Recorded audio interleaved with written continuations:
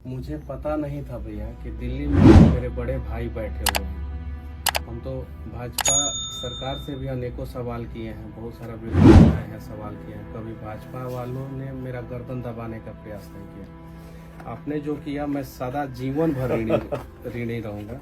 एक मिठाई मैं अपने हाथ से आपको खिलाना चाहता हूँ। आप इतना तकलीफ झेल के आए हैं,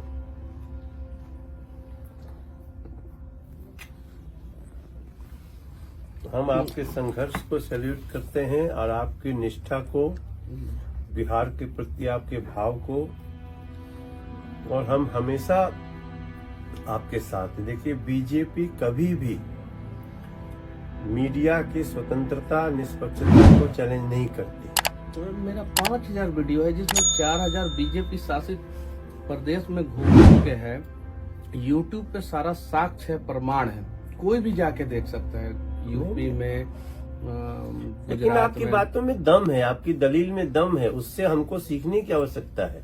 अगर कोई आदमी, हमारे प्रधानमंत्री जी क्या कहते हैं, आप आवाज उठाइए, हम उसको उसके तथ्यों के अनुसार हम उसको एक्सेप्ट करने को तैयार हैं, सोल्व करने को तैयार हैं। तो हम तो, लेकिन जिन लोगों ने, जिनको गलत ही करना है, उनको आपकी बात बुरी लगी, कोई फर्क नहीं पड़ता। मैं आपको जो है अपने घर पे बुलाना चाहता हूँ। मैं आ रहा हूँ, मैं आऊंगा। घर दिखाना चाहता हूँ जिस घर का मेरा घर का कुर्की हुआ। अच्छा, जो कुर्की हुआ था, कुर्की हुआ 9 महीना बाद जो है एनएस से मेरे ऊपर से हटा दिया गया।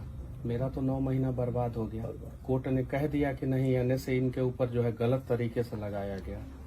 एनएस से नहीं लगा होता तो मेरा 9 महीना बचता। मेरा इज्जत जो है वो उसका मतलब कि ये किया गया। जिस घर को मेरे दादाजी ने बनवाया था, जो चीन के युद्ध में लड़े हैं, मैं वो जमीन दिखाऊंगा जो भारत सरकार ने चीन के युद्ध में लड़ने के दौरान मेरे दादाजी को 4 बीघा जमीन दिया था। अच्छा, वो जमीन भी दिखाऊंगा।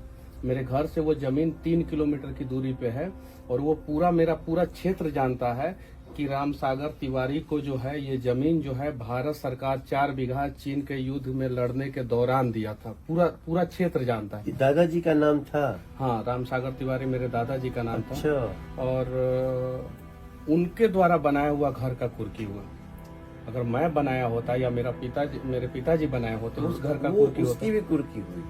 उनके द्वारा बनाया हुआ घर का कुर्की हुआ।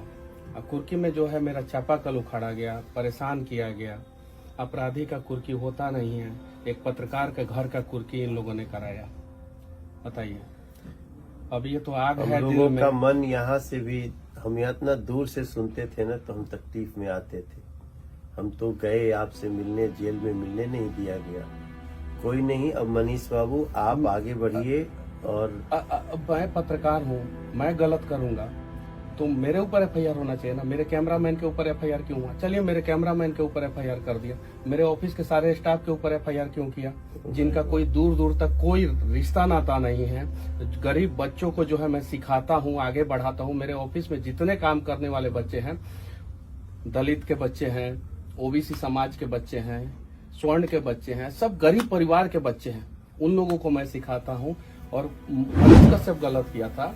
अगर मान लीजिए कि किसी भी चैनल का कोई रिपोर्टर से किसी कारणवश गलती हो जाता, अगर मैं अपनी गलती को मानता भी हूँ सरकार के नजर के हिसाब से, तो क्या सारा कंपनी के स्टाफ के ऊपर एफआईआर कर दिया जाएगा?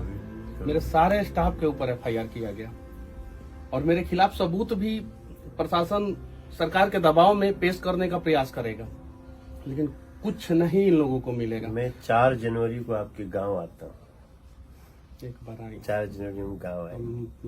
और देखिए कि मतलब कि किस स्थिति में हम लोग रहते थे और कैसे हम लोग घर का कुर्की हुआ। ठीक है, कोई बात नहीं। अब ऐसी दमनकारी जो सोच है जिनकी, उसको कुचलना आवश्यक है। आगे जो है, आप जैसे लोगों को कोई इस तरह से फंसा करके, जो भी हो, आपको किसी जिन जिन जगहों पे अपने संस्मरण बताइए और उसको, जिन्होंने जो किया है उसको सजा मिलनी चाहिए। ये लोकतंत्र है भैया। दमन करने वालों को सजा नहीं मिलेगी तो हम जवाब क्या देंगे किसी को? 15 केस में बेल लिया मैं। 15 केस में? 15 केस में 11 केस जो है एक बार में किया गया मेरे ऊपर 6 तमिलनाडु में, 4 बिहार में और 1 NSA, 11 केस एक बार में, एक वीडियो की वजह से। और वो वीडियो मैंने नहीं बनाया था, जिस आदमी ने बनाया था उससे दूर दूर तक मेरा कोई संबंध नहीं, ना कॉल डिटेल्स, ना कुछ मैच नहीं किया। किसी आदमी ने बनाया, उसके वजह से मेरे ऊपर।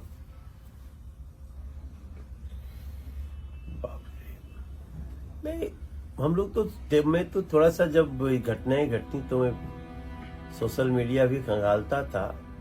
देश का युवा, ऐसे सब सच्चे लोग आपके साथ हैं, साथ थे, साथ हैं और साथ रहेंगे।